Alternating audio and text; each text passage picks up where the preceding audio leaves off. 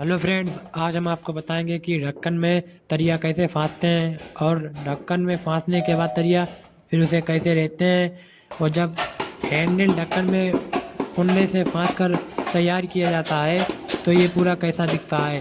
आप इस वीडियो में सब देखिएगा। और लास्ट में एक चीज़ और होगी, जो आइसक्रीम वाला थर्मस होता है उसमें सूरा कर दिया जाता है ताकि पाइप डालकर थर्मस में उसमें से आसानी से पानी निकाल सकें।